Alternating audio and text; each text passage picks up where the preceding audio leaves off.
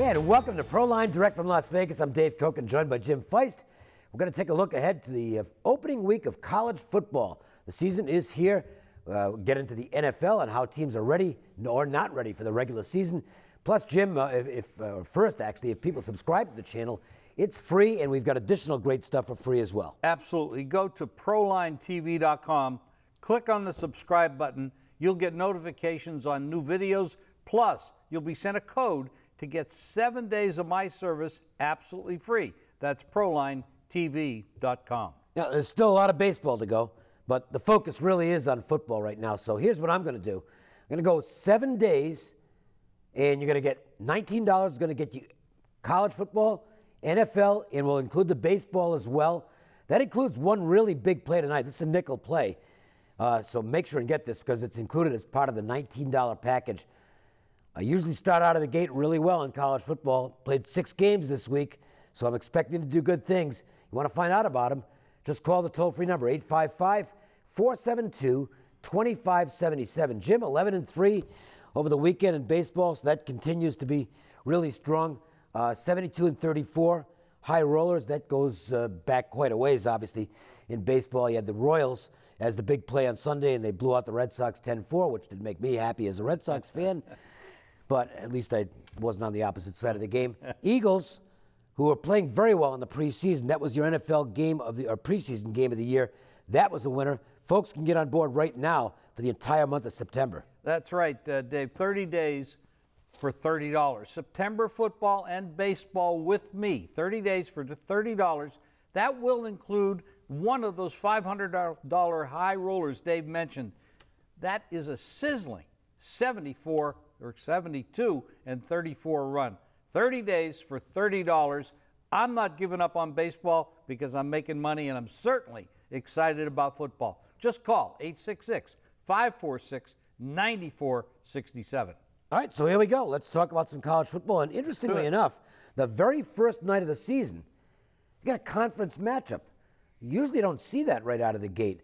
Usually teams are going to feel their way out with a non-conference opponent. This is a great week of opening week of college football because there are some tremendous non-conference matchups. It's actually, from an excitement standpoint, a good matchup standpoint, probably the best week one I've ever seen. But here's a conference game. It's not two of the better teams in the SEC, but there's a lot on the line with South Carolina playing Vanderbilt because it's important to win that first conference game. And you've got two teams that are kind of in transition here. In transition, Muschamp is now the head coach at Carolina. That was a lot of people questioned that. This guy was a defensive coordinator. He's never been known for his offensive prowess. But, this is college basketball at its best, or college football at its best. There's no pros that can really contend with this week. Nobody's going to pay much attention to the preseason. They're into colleges. This is big time for them. These teams are going to come out and do the best they can. Neither team is that good, but they're very competitive. And I think the offenses for both of these clubs are going to struggle badly in this game. You're not going to see a lot of points, in my opinion. I actually played this game under. Well, that would seem to make the most sense because that's how Vanderbilt has to win football games. Their offense just hasn't been very good. But I'll tell you what, Derek Mason, since arriving there, has done a really good job at building the Vanderbilt defense. And that was an extremely respectable entry last year. They just couldn't move the football. If they can get a little something going on the offensive side, Vanderbilt, I think, has a chance to make a few waves this year. That doesn't mean that they're going to be able to contend for anything serious in, as usual, the loaded SEC. But when you throw in the non-conference games and this and a couple other matchups that might be winnable in the league, maybe they can flirt with getting to a winning record. So this is a very big game for Vanderbilt. I like to look the first week to see if it's what I think is a bigger game for one team than the other. There's going to be a honeymoon period for Muschamp at South Carolina. Even though a lot of fans aren't high on the hire, I don't think he's going to be expected to win right away because the cupboard's a little bit bare. He didn't inherit a lot from Spurrier here. For Vanderbilt, their coach has been very vocal about he wants to see a big crowd out there. Vanderbilt's had trouble drawing the anchor down stuff. So they're treating this like a really big game. I think that's an edge to the Commodore side. I didn't want to lay the points. I think it's in the line. But if I were going to bet this game, I would probably, as far as the side goes, I would probably lean to the Vanderbilt side. Well, it opened 2.5 up to 4.5. A little bit of lean to maybe going to 5. I don't think that's going to happen. 42-23 in Vanderbilt's last 72 games under the total. Now, I don't think Vanderbilt's going to score any more than 14 points in this game, and you're giving me 4.5. So you probably got to look at the underdog here too, but definitely an underplay. The total is, 46.5 was a nice big number. I got some money on that, but it's down to 42.5 now. Yeah. So there's been a lot out of it, but I can't see the game getting into the 40s at all. And they watch the weather because, obviously there are some issues down there this week. That's why one of the preseason games actually got moved to Wednesday. That's right. You could get some bad weather during the game or have after effect of it. Right. Definitely. Always check the weather. And it's easy enough to do these days, so there's 9 million ways you can check the weather. All right, so let's talk about Kansas State and Stanford. We got a bigger number here and bigger programs. Kansas State's coming off really the worst season they've had in a long time under Bill Snyder, has done a phenomenal job in building that program. And much of that, I believe, was injury-induced. That team had just a ton of people go down last year. So I think right out of the gate, Kansas State probably better than they were last year. Stanford has the best college football player in the country, in Christian McCaffrey. There isn't any question about it. Great player. The best player in the country. They don't have Hogan anymore. So teams are going to key on McCaffrey as much as possible, and it's going to be responsibility of Shaw to get, to make sure that he doesn't rely too much on McCaffrey. He could end up having a tough football game here. Ryan Burns is a new quarterback for Stanford. A lot of people think he's going to be a good quarterback, and well, they got a good program. There's There's a lot of good things around him. Look at the Cardinals, 38-18 ATS at home. My goodness, 40-18 ATS on grass, 19-8 ATS in September. Now, a lot of people are talking about this team as being very strong this year and going places. But Kansas State, you can't look at what they had last year. No, not really. And knock them because they had so many injuries. They got a good coach, decent program, big point spread on this game. I think there's going to be a lot of points in this game, Dave, and I think we're looking at about a 48. I wouldn't be surprised because Kansas State they're shaky on defense, even with the bodies back. In Stanford, I think, this guy's so explosive. He's going to find his way to get in the end zone a couple of times in the game. We'll see what the quarterback does. It's not going to be Hogan out there. And the one worry I would have with David Shaw is that he's, at times, gets ultra-conservative. Now, he got rid of that last year, but was that because of the personnel that he had such reliance and faith in, the senior leadership of Hogan, and, of course, just the raw talent of McCaffrey? So I'll be curious to see the style of play that Shaw comes out with here. But as far as the play in the game is concerned, again, I've got 6 games that I played this weekend, so I'm not playing all these. This is not one of the games I played, but I definitely considered taking Kansas State plus the points here. I think they actually might be a little bit underrated coming out of the injury-riddled 2015 season, and I've seen their power rankings having them as low as in the 70s nationally. I think that's way too low. That's a big program to put down that far. I think they might not be. Forget the injury. They might not be more than top 50, but they're not that bad. It's like the Dallas Cowboys in pro football. You can't look at last season and say, well, that's what they are. They had so many injuries they couldn't even perform anymore. Well, this team had a lot of injuries too. This game opened 16-54. It's down to 14.5, so there's been a small take, but 48.5 on the total. Now, I think that is too much of an adjustment. If Stanford can get 30, 35 points, I can't see them shutting down Kansas State. I don't think they're really known to focus on this non-conference game that intently. They're going to hold them down. So I'm going to bet the over 48.5. All right. If you got any sports wagering question, particularly those that pertain to Nevada and Las Vegas, well, just go to ProLineTV.com, drop us a question. Doesn't cost anything. And speaking of not costing anything, be sure to hit the subscribe button to get 7 days of action free. Absolutely. You go to JimFeist.com for free stats, articles, videos, my fast facts, and plays from the nation's top handicappers. All right, we're going to continue with some college football. And we're going to take a look at one of the really big showdowns on this opening week schedule. Boy, there's some good games out there.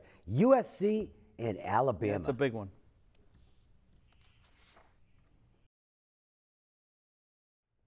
All right, Jimmy, USC and Alabama. Boy, what a treat this is to start off the opening week, because these are two big-time programs. Obviously, Alabama is going to be right in the hunt once again for a playoff spot and a possible national championship. Saban, there's no such thing as transition at Alabama. It's just reloading. That's all there is, and they are loaded.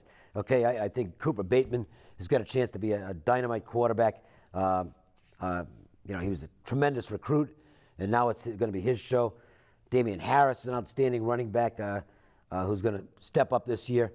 I think this team's just tremendously powerful, and Saban's going to have him ready. Saban's had all this time to prepare. I think that might be the biggest advantage in this game, because on paper, I think USC and Alabama are actually pretty competitive. But can Clay Hensley, boy, talk about a baptismal fire. That's I know he coached him last year, and they improved under him, but it's still different when you're preparing for your first full season as the head coach. And we'll see if he's up to the task. I think it's going to be difficult for USC. So do the odds makers, though, because this is a big number. This is a lot of points for the Trojans to be getting. Huge number. We had an opening number on this of, I can't find it right now, but it wasn't like 8 or 9? Yeah, it's gone up a little bit. It's up to like 12. Yep.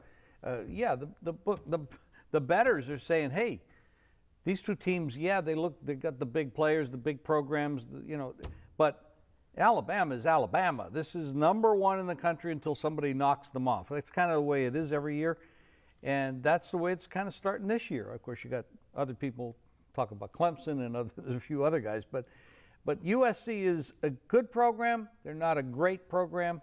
A lot of people think that they'll end up like 500 this year. I mean, last year they were 8-6 straight up. It's not that great. Well, in a sense, this isn't a game I'm going to bet, but I have a rooting interest in this game. I hope Alabama beats them by 50. And the reason I say that, that's nothing against USC, but I think USC's got a chance to be pretty good because of the philosophy that they're going to utilize this year. They're going to a power running game. I love power running games. Anybody who's followed my stuff over the years knows that I'm a firm believer that you can open the game as wide open as you want, but you give me a team that can win in the trenches and churn out those ball-controlled drives that get you in the end zone. They're going to win football games. Control the clock, control the ball, keep the other team off the. Yeah, absolutely. And then they break free. You're right. This is not it doesn't work in the pros as well. Well, but it sure does here. This is not a made-up stat. You can go back as many years as you want. You can go back 4 decades on this, and it's never changed. You get a team that outrushes its opponent by 2-1 in a game. They win the game 90% of the time. I don't know why more teams don't play power football. Everybody wants to be a copycat and do what the other team's doing. I'm still a John Robinson fan from way back when. You beat them on the line of scrimmage, you run left, you run right, and you're going to run your way to the end zone, and you're going to run your way to wins. And by the way, again, you control other aspects of the game when you do that. So I like the philosophy that USC is putting in place this year. Not sure about their quarterback anyway, so they're going to rely on the running game. I don't think they're ready for it to work here, so I didn't bet them in this game. But USC, this could be a value team moving forward if they stick with this philosophy and pound it in Pac-12 play this year. A lot of teams are going to be airing it out in the Pac-12. Good way to win some games that conference is going to be to not let the other team have the football. There's no question about it, Dave. The problem with power running games, it requires great offensive line play. And it's been very difficult in pro football and college football to build these strong offensive lines. And if you have that and you can control the line of scrimmage by running the ball with little dunk passes and stuff, instead of getting into the spread offenses, Dave is 100% right. But that also brings in my one concern on USC, which is why I didn't jump out there and bet the win total on them or anything like that. They've had some, let's just say their offensive line play the last few years hasn't been the most physical in the country, okay? I think it's been a soft offensive line. It has. They've got to toughen up. Well, there's a reason they're 8-6 straight up last year. I mean, this is a big program that should definitely be winning, no question about 9, 10, 11 games every year. They're not doing it. Ken Helton turned this thing around. He was an offensive line coach or offensive coach at one point. This is a program in Alabama that's not to be messed with.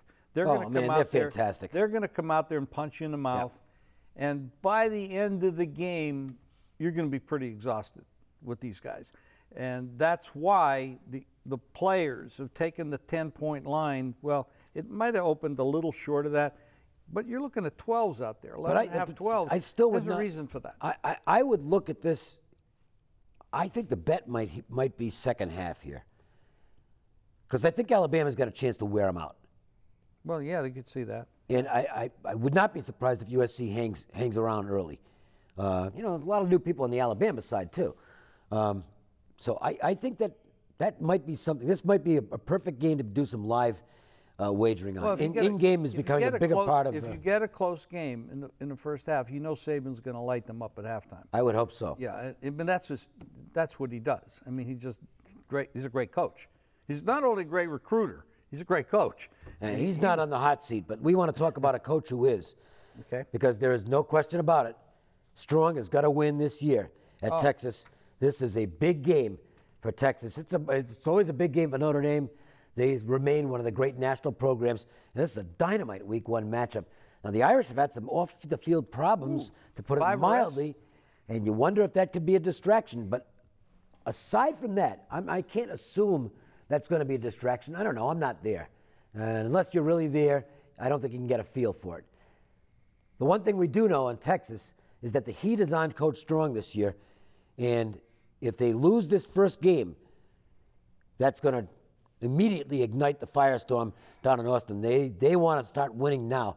This is a monster game for Texas. Now, whether they're good enough to get it done, we'll find out, because I think Notre Dame's still a better football team, even with the distractions. But if you're looking for motivation in Week 1, I don't think you have to look further than Texas as being maybe the most motivated team out there. Again, I don't think that necessarily means I automatically bet on the Longhorns, but I don't want to go against them here either. It's a great spot for a home underdog. There's no question about it. On the field, you know who the better athletes are, the better program, the more established program. Notre Dame's returning 4 on offense, 5 on defense.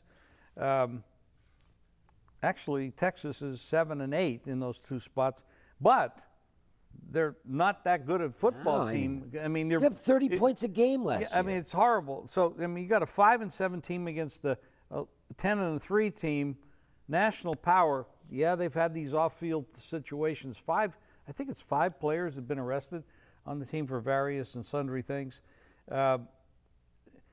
On paper, it looks like a mismatch, except it's a road game. Motivated Texas.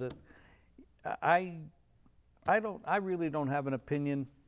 No, it's a game I want to watch. I think it's a good watching game. It's a great watching game, and again, in-game betting. That's the new wave, and to be honest with you, I mean, obviously we're here to sell subscriptions to our services.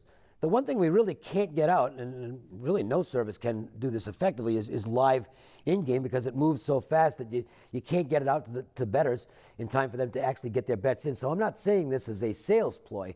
If anything, I probably shouldn't mention it, because it's not the greatest thing as far as sales are concerned. But there are so many opportunities to cash in-game. I can give you a little tip on how to bet them, though, especially when you're talking about colleges, where you can have one team that dominates another. And we talked a little bit about line play early. If you're watching a college football game, and I'm not going to talk about the pros because it's a little bit different there because they're more equal. If you see one offensive line just dominating the other offensive line, and now you're going into these live betting situations throughout the game, that's not going to stop. That's going to continue, and you're going to probably see the team that's getting beat up on the offensive line just completely collapse by end of game. I believe that's a way to approach these games. If you see Notre Dame dominating Texas offensive line, and they might get up 14 in the first half in the halftime line. If you don't have in-game, you can do it in the halftime as well. But look for that to continue. College football is different than the pros. Yes. They don't sit on the leads as much. No. They bury them. And if you can bury them, that's what they do. All right. Well, we try to bury the odds makers as much as we can, and we have free plays. And here is technology at work, because you can get free plays from us right to your cell phone, and there's no cost. It's completely free, and it's easy as hell. That's right, Dave. Just text GAME, G-A-M-E, to 25827. You will get a free play right to your cell phone. That's GAME to 25827. All right, we're going to continue with some NFL storylines as the season gets set to commence. NFL preseason's out of the way. The real games are about to start. And one of the things we'll look at, one of the Dallas Cowboys' chances with Romo sidelined for a few months. A lot of excitement about Prescott, but the real games haven't started yet. All right, time for a little NFL season prospectus. Obviously, there are still Week 4 preseason games, but it's mostly backups playing with everybody. It's competition for a few remaining spots on the roster, so there's not really any. If you want to bet the games, I think there's some great information out there in terms of teams that might have a good chance to cover their games.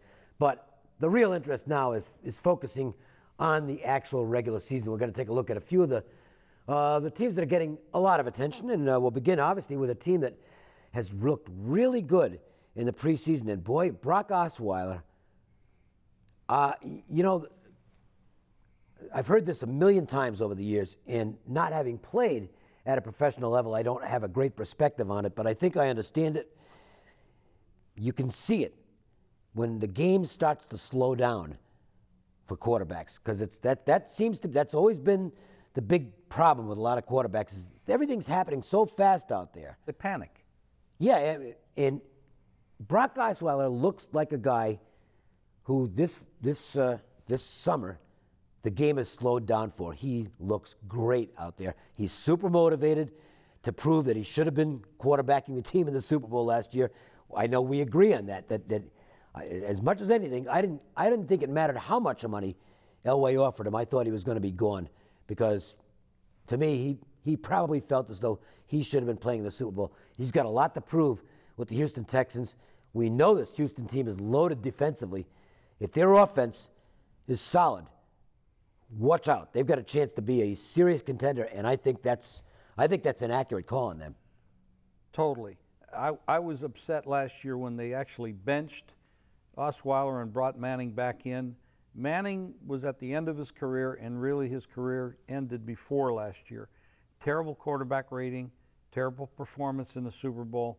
Their defense won the game, and it probably helped that Carolina wasn't really well prepared or well coached in that game, although they had a fantastic season. But be that as it may, Osweiler was pulled, and I don't believe he was pulled by anything he really did wrong, but he had a bunch of wide receivers on his team for Denver that just kept dropping the ball. It was a terrible situation for him, and I think he was embarrassed. The coach pulled him. Elway pulled him. That was the decision. And like you said, Dave, I don't think he wanted to stay there. Why follow in Manning's footsteps with a coach and a general manager that actually insulted him? And that was my feeling. So when he took the money and ran for $17 million, which isn't hard to do, I'd probably take $17 million also. I might not run, but I'd certainly jog. If I ran, I wouldn't be able to spend it. Very true.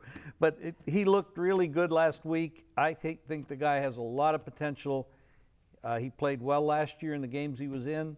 He played well last week. It was fantastic.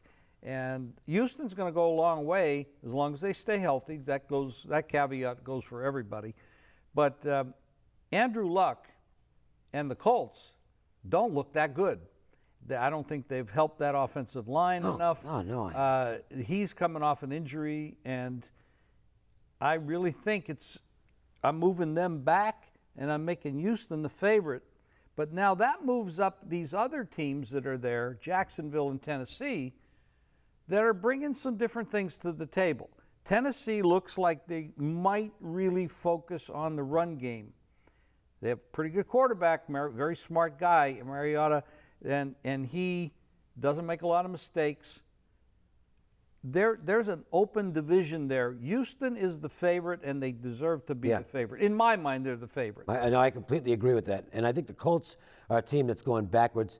The Jaguars are going to have to play better on defense. It's as simple as that. They've been so bad against elite quarterbacks for several years now, and they're going to face a bunch of them right out of the gate. So we'll see about them. And Tennessee, I think, is getting. They're heading in the right direction, but they're not there yet. I think Houston might end up winning this division by a comfortable margin.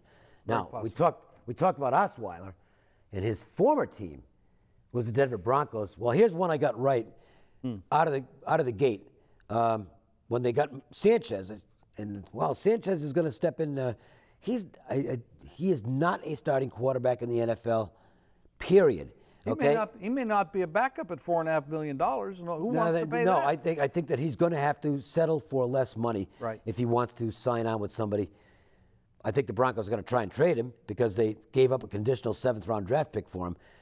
But they want that 7th-round draft pick back, so he is not going to be on the Denver Broncos roster, in my opinion. I think, for what it's worth, I think they're going to go 2 quarterbacks.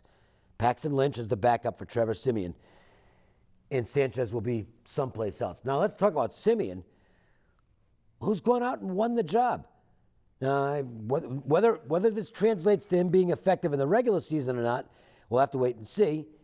But he has been their best quarterback. How many snaps in a regular season game has he taken? That's the problem. 1 kneel down, correct? That's the problem. Okay, now when you get out there and you're throwing blitzes at this guy, how's he going to handle it? How's he going to read the defenses when they're blitzing? And I don't like it. I think that Elway made some bonehead decisions in the offseason by going with this group. Lynch looks like he's a future guy.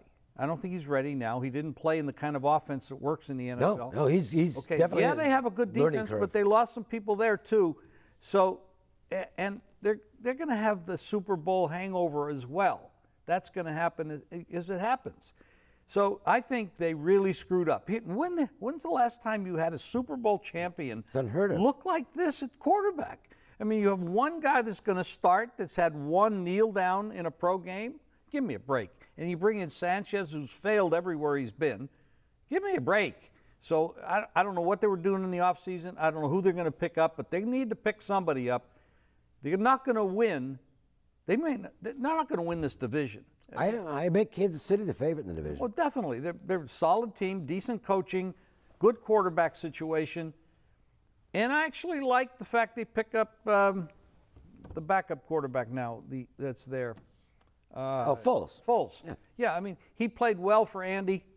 That's Andy Reid, the coach. When he was in Philly, I think that was the year he was 27 touchdowns, 2 interceptions. Fluky, but still. Yeah, it works. Sometimes it's in the head. This guy's, he's the guy, my mentor. I did well with him. Maybe I'll do well again. I think Elway really screwed it up this year. Now, this isn't a screw-up. It's just bad luck. The Vikings have looked really good this preseason. A lot of people very excited about the possibility of them winning that division, taking another step forward. Mike Zimmer is a guy who's already carving out a reputation as a terrific coach. We know he was a great defensive coordinator back in his Cincinnati days. He's adapted well to the head coaching job. But boy, has he got a challenge on his hands now. Teddy Bridgewater goes down for the season. And Bridgewater, like I mentioned earlier with Osweiler, I think the game has slowed down for Bridgewater. He looked great this preseason. And Minnesota was a very good defense, looked like they'd be better offensively. I mean, you could not contain the optimism of Vikings fans. And with one bad step, that optimism turns into a non-contact thing. It happens. Unbelievable. I know it can happen. It happened to me, but in a different way. I was walking on the beach, and then he went out and I went down like a rock. Yeah, injuries are weird. It just happens. The Marino Achilles injury. Nothing happened, and all of a sudden he's on the ground. But it's a disaster for the Vikings. Sean Hill is 36 years old. He's a backup quarterback, and now he's not even a young backup quarterback at this point. They've still got a very representative defense. They've got a great running back in Adrian Peterson, who will be the focus of the offense. But it's such a huge blow for the Vikings. And I was going to pick them to win this division. I can't do it now. Well, I already did pick them, and I have bets on them, unfortunately, to win the division and to win over a certain number of games. But that's obviously going to change now. Of course, those numbers are all changed as well. I'm not giving up on Minnesota. No, I think they'll still be a decent team. I think they're going to be better than a decent team. That division is soft. It's not that tough. 2 bad teams. Two bad teams. I know Green Bay is always like the perennial team that's going to go, and if something happens along the way and they don't go.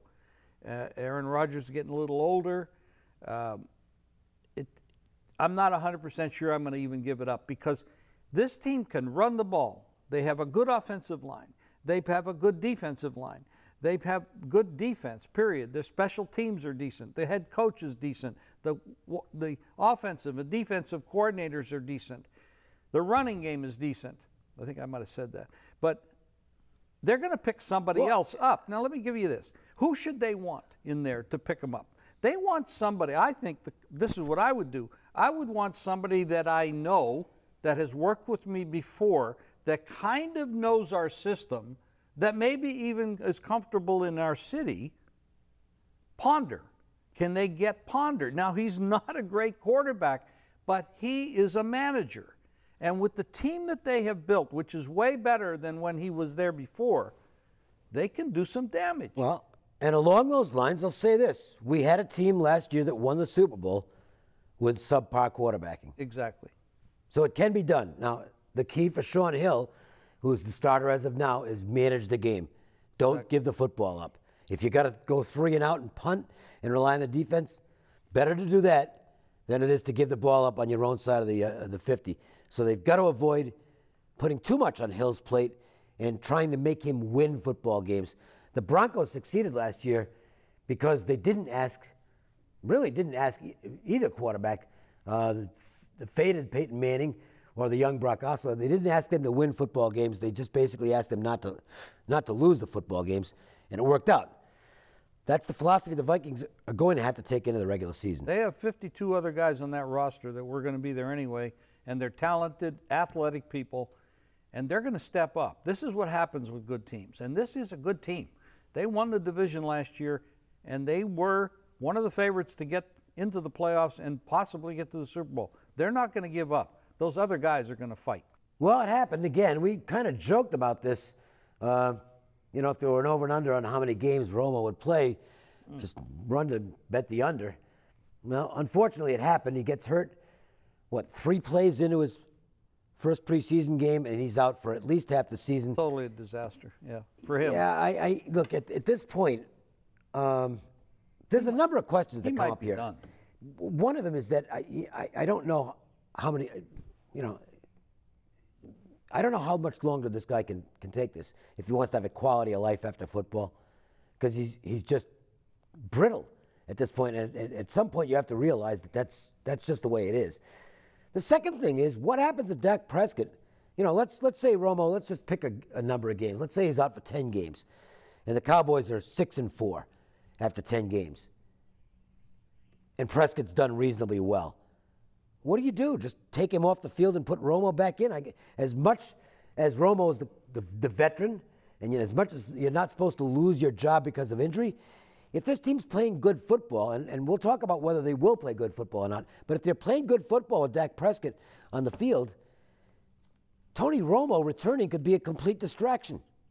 It could be a disaster. We've had this issue many, many times in the pro game. You don't lose your job because of an injury. Well, Tom Brady got a job because of an injury. Yeah. I mean, and look at what's happened there. It's part of the game. You're going to get injured. People are going to get injured, and people are going to step up, and the young guy's always going to replace the old guy. It's part of life. It's part of the game. It's part of society. It happens. And when you're in that position, you're there to win games for your owner, your fans, your city. That's what you're supposed to do. So you're supposed to put the best guy at the position at any time. That doesn't mean you cut Romo. If he comes back and he's healthy, but the other kid's doing good, you just let him play. You're supposed to put the best guy at the position for no other reason, but this guy can help us win better than that guy. All right, so now the question is, will Prescott be good or not? Look, it's been fun watching him in the preseason. No doubt about that. He hasn't seen a real defense yet. He hasn't seen the schemes that he's going to see in the regular season. All I can tell you is this. I'm not saying he's going to turn into Tim Tebow, but real defenses have a way of changing things in a hurry, and I don't think it's going to be as easy for Prescott as it's looked in the preseason. Tim Tebow is a questionable Right. NFL quarterback. This guy is a real NFL quarterback. He has everything that you need to be successful. No question, no doubt whatsoever. Is he ready now? I mean, he played SEC football, which means he went up against mostly pretty good people. But in the NFL, you're going against totally the best players in the world. So now you're talking about schemes. I don't know if has he seen a zone blitz yet? No, the Giants, who don't have a very good defense, are now preparing for Dak Prescott, not Tony Romo. They're preparing for him, and they've got plenty of film from the preseason and his SEC to see what can this guy do and what's his weakness, because everybody has one. So now they're going to focus on that weakness. I think he's going to be a really good, health-wise, of course you got to put that in there. Health-wise, he's going to be a really good quarterback. I love what I see from him. I don't think he's ready right now to step in for this, and very few guys right out of college are. The good thing is he didn't play for some donkey school that saw no, 5'8" defensive backs. He played in the SEC, which is the best college has from a physical standpoint on defense. So that gives him a little bit of leg up. They're going to run the ball a lot. They got a great offensive line to protect him. All those things help. And I give him a chance to do well. I don't think he's going to be great right off the bat. Now, Game 6, Game 7, Game 8, if he stays healthy and the team stays together and the offensive line is strong, the running backs stay strong, I think they can really take off the second half of the year if he's there and he's still healthy. All right, it's going to be fun to watch, no question about that. The controversy of the past week in the National Football League, it's pretty obvious. It involves Colin Kaepernick. From a football standpoint, we'll move on to what he did in a moment. From a football standpoint, I think his days in San Francisco were numbered anyway. This might have sped up the process. Look, he was great when he started. Caught a lot of people by surprise. Unbelievable. They got the book on him, though. Yep. And he has clearly regressed to the point where I don't even know if he's rosterable at this point. I mean, he just doesn't look very good out there. No. We're taping this before the Thursday night games. We're going to see some Kaepernick out there in the final week of the preseason. In the NFL, it'll be very interesting to see the reception he gets. But I don't know what his future is in terms of his ability to play quarterback in the NFL. But that's not the big Kaepernick story, that's for sure. I don't know what happened to this guy. I mean, he came out of college and there were people saying this is the greatest quarterback that's ever played the game, and they were already anointing him.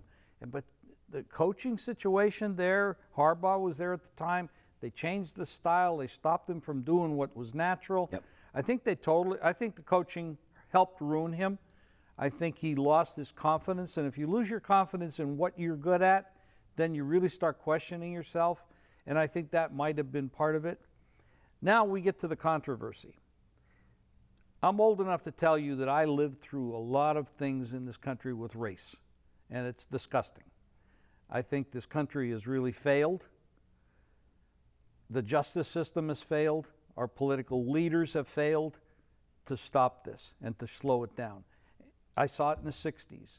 I saw the marches. I saw the bus, the Freedom Riders. I saw the hangings of the... It's been a terrible mark on our society, as what we did to the American Indian and things like that. We're not all that good all the time. We make mistakes. We are the greatest country in the world with flaws. What he said was right. We need to stop this nonsense. We need to stop this racism that we have going on. We need to be more together and on the same page. It starts with the justice system, in my position. We have too many people in jail that shouldn't be in jail for non-violent crimes, and the violent people on the streets causing a lot of problems. I mean, in Chicago the other day, Dwayne Wade's cousin, I think, was shot, a random shooting, by two guys, brothers, that had 12 felony convictions. I want to know why they're on the street and why we have people that have possessed marijuana in jail. It's ridiculous. And why does somebody that steals 2 bicycles and a loaf of bread in California get 25 to life? I mean, our system sucks in those respects. So when we have these violent criminals, we ought to put them away and keep them away. So what he was saying is he didn't want to respect the American flag. Well, I disagree with that, because the American flag stands for a lot. A lot of people gave their lives for what we have here, and I feel blessed to have lived here all my life. As an American citizen, I'm very proud of who we are. But like anybody, we have flaws, and our leaders are very flawed, because they only work for themselves and their party. They don't give a damn about us, the citizens. That's why 1% of society now controls about 70% of the wealth, where 50 years ago it was 1% controlled about 17%. That means somebody gave up a lot of money, and the education system sucks. You can get a great education system over here and a terrible one over there. And that's not good, because it doesn't raise our whole country. And if you don't raise the whole country, the ship goes down, and that's what's happening. We need to change how our politics works. Our leaders need to perform. They're paid to do a job, and they're not doing it. So Kaepernick stood up for what he believes in, and I believe in a lot of what he said. I don't believe he should have disgraced and not shown respect to the American flag, because the American flag stands for a lot more than whether police are well-trained or they're shooting people they shouldn't be shooting. He needs to respect the American flag like we all do, and use a different form to get his message out, because his message is actually decent. It's a pretty good message. But I'll support his right, and I didn't agree with his methodology, but I'll support his right to do it. Absolutely. And that's the big key here. That's part of them being an American. You have the right. You know, my biggest objection to those who've been crushing him is that, well, we had, you know, soldiers have sacrificed their lives, et cetera, et cetera, et cetera. Yeah, no kidding. And we've seen actually a lot of input from veterans. And there's a hashtag Veterans for Kaepernick on Twitter. Yes. Not that they were supporting what he did, but his right to do it. And my biggest objection is when people are saying, well, if he doesn't like it here, he should go someplace else, move to Kenya or whatever. That's a lot of racist comments that have verified, in many ways, what he said. Well, also, that's one of the great things about this country is the right to protest. If you don't understand that, then you're kind of the one who doesn't really get what America's all about. And quite frankly, I mean, you have to respect the person. As long as he's protesting in a fashion where it's like this, okay? If he were to go out and do this in the middle of traffic and impact other people's lives because he's tying them up, this is where I have a problem with groups of people who are getting out there and tying up people involuntarily. You don't have the right to do that. That's an illegal form of protest, and you should be arrested for it. This type of protest might offend some people, but it does nothing to harm their lives. But the question, that to me makes it a completely legitimate. The question is, what is it they're offended by? Are they offended by the fact that he's saying cops shouldn't be shooting black people for no reason, or unarmed black people? I'm not offended by him saying that. I'll submit this. I'm offended by what he did to the flag. That offends me. Most of the people who are really criticizing him didn't listen to the speech. They just know that he didn't stand up and didn't listen to any of the words. If you listen to the words, I've seen a lot of stuff saying, well, you know, typical left-winger. Actually, one of the things he said in his comments was that he thinks, let's just say he was not complimentary toward either one of the two presidential candidates. He clearly did not like Trump, and he said, he was pretty vocal about it. He thinks Hillary Clinton ought to be in jail, okay? Or prison. I'm not sure which word he used. He said it, okay?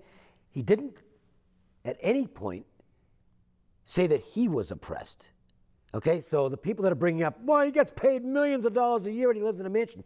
He never mentioned himself in this.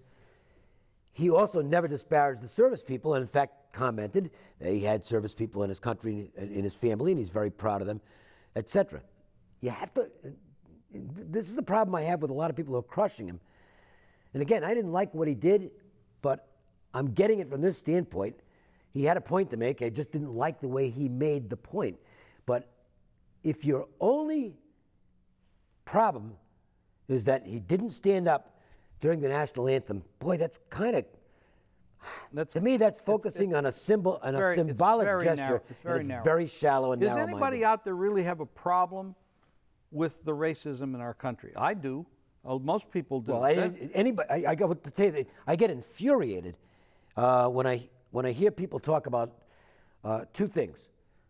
One is the fact that we've had a black president for the last 8 years. Yes, that represents 3% of the entire history of this country. We've had a black president with 3%. So, and if you're expecting everything to change in 2 terms, that's absurd. Okay. The other, and this I think will probably irritate some people, but I'll say it anyway. If you think that white privilege doesn't exist in this country, you're a moron. Okay, plain and simple. And I'll give you one glaring example: the Stanford rapist. Oh boy. Are you kidding with that sentence? Oh boy. And when somebody says, and I want to make this point, okay? If a black guy did it and got 20 years, he deserves the 20 years. So did this guy. He raped the girl, and he deserves to be in jail for a long time. That's the type of crime that should be. And because he, let's just say, has good connections, letters were written to the judge saying what a nice guy he is, and he made a mistake and he'd never do it again, and he got a slap on the wrist for rape. And I'm sorry, but that is an example of white privilege. And I'll even use myself as an example. Look, and the occasions that I've ever been stopped by a police officer, ever, whether it was speeding, and there were times when I was going pretty fast, okay?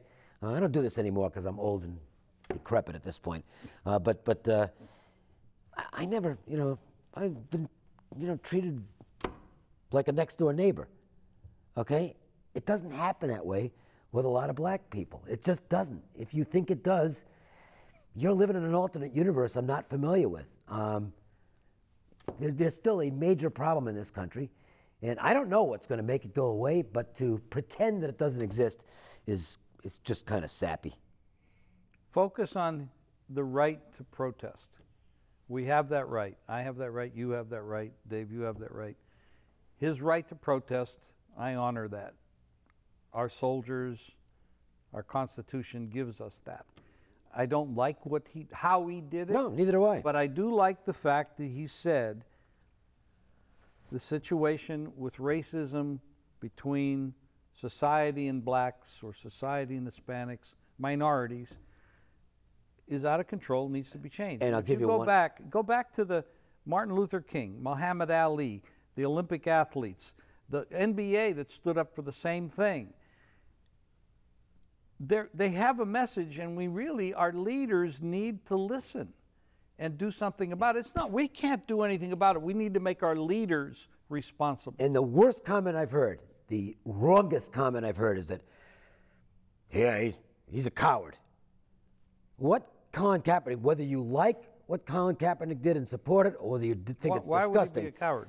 It's I guess because the servicemen are over there fighting and he's living in a mansion. What he did, if you don't understand that what he did took a ton of guts, you're blind, okay? I'm sorry, and I don't mean to be insulting to anybody, but that's just flat out stupid. He's not an idiot, okay? He knew the moment he did that, he was letting himself in for an absolute firestorm, and firestorm's not the right word there. I think you know what the right word is, of nasty repercussions, that people are going to hate him for what he did, probably going to get death threats, going to get called every name in the book, and might actually, and obviously going to cost himself a fortune in endorsements, potential endorsements, and might even cost himself a future in the National Football League, because there are teams that will not pick him up now if he gets cut loose by the 49ers. If you don't think that took a little bit of courage, you're smoking something that I don't want any part of. The other thing is, and I agree with you, Dave, the other thing is we're white. Yeah. We're not the ones being discriminated against. I have no perspective on what it's like to grow up black. I don't know what it's like to be black and be racially profiled and pulled over and not being able to get a job. I don't know what that's like. So I think we've gone. It- I think we've gone along Yeah. pretty long with this segment. I'll just say this. Yeah. There's certain things I don't try to comment on. One is what it's like to be black, because I'm not black, or a minority. I'm not a minority, so I have no perspective on that. And the other is what it's like to be pregnant, which is why I've stayed out of the abortion thing, because it's, you know what? No, I have no perspective on it. I'm never going to know what it feels like to be pregnant and what that, anything that has to do with that. So we'll leave cover that up that. to the We'll women. cover that subject next week. No, no, I have nothing to cover on that. That's up to the women as far as I'm concerned. All right. What did I want to say here? Oh, if you want to get free plays each day on a recorded message from a Vegas experts. Is that what I wanted to say here? Yes. It is? Yes. Okay. Let me do that again. All right. We'll close with this. If you want to get free plays each day on a recorded message from our Vegas experts, call 888-478-9222. And you can follow me on Twitter, Facebook, or Instagram, Jim Fife Sports. Feel free to send me direct messages. You might want to talk about political questions, social questions, or sports, and we're there to answer them for you. So do that anytime you want. And thanks for joining us. We'll see you next week with another edition of Proline, the regular season version.